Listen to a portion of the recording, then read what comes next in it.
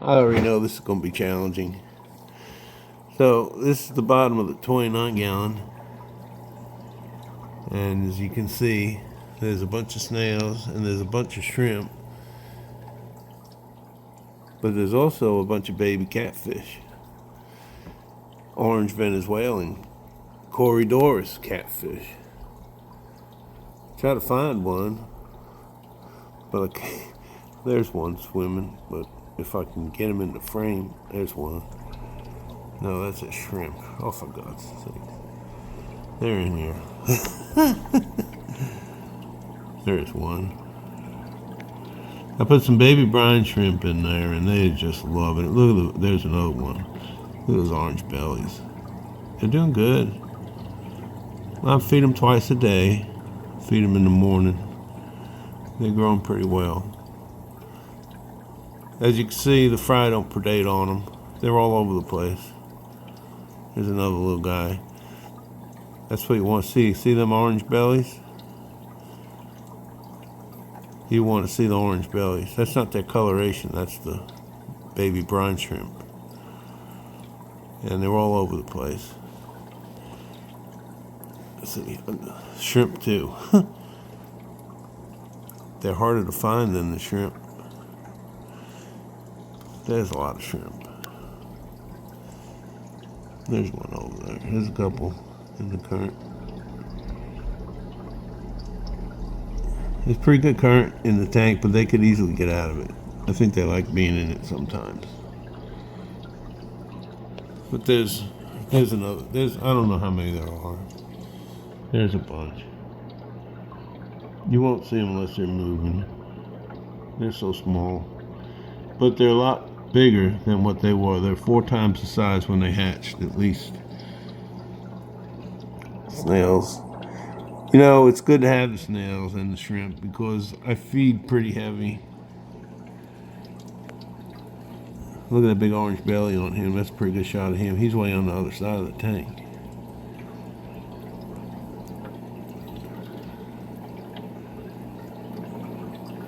Oh. I wish it would gonna get a little clearer. He's really small. That's the corner of the tank over there.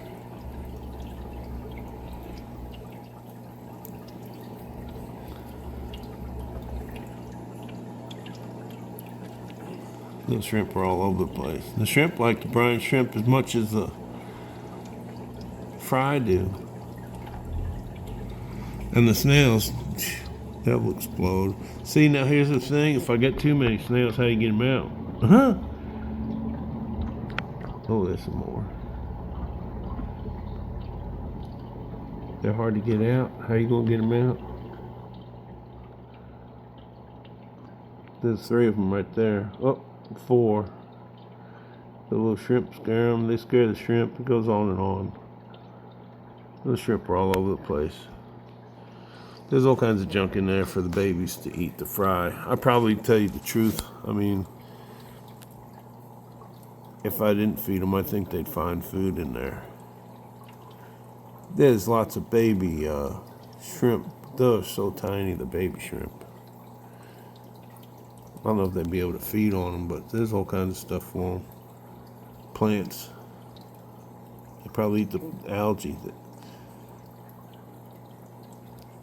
There you have it. They're little, but they're doing good.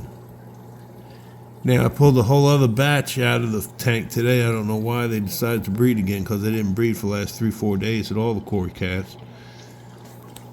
And then they bred right here in the glass. There's all the adults. They never get enough to eat, so I throw little granules in there for them. That's what caused them to spawn. I don't think it was particularly cold last night. The heat's on in the room. It's not raining, so. But I gave them a good feeding of that, and they just all day long they grazed on the bottom, eating it as they're doing now. So I guess that big full belly made them happy, and they laid eggs. So then I took the eggs out, I put it in a mason jar. And the temperature in this tank is 76 degrees. And I put them in a mason jar. Sorry for the glare. And there they are. With a little methylene blue in the mason jar with an air stone. And sitting in the sump so that it maintains the temperature of 76 degrees, which I think is fine. A little bit high or lower. And I didn't use tank water because I've had problems with my angelfish eggs fungusing real bad. In fact, my angelfish are laying eggs also at the moment. I tried to get some of those eggs. That didn't go well. And they're laying them on the side of the glass. I won't get closer. I don't want to disturb them. But there you go. Look at the color. There's Mama, I think.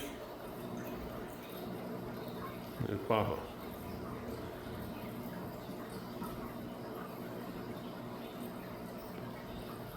I took the breeding thing out. I put it in the other tank with their eggs, and it fungus, even with the methylene blue in the tank. This one I'm going to do the same thing. I'm going to take these very eggs out. I'm going to put them in the little mason jar with the catfish eggs. But the only thing is, how do you get the eggs off the glass without losing all the eggs?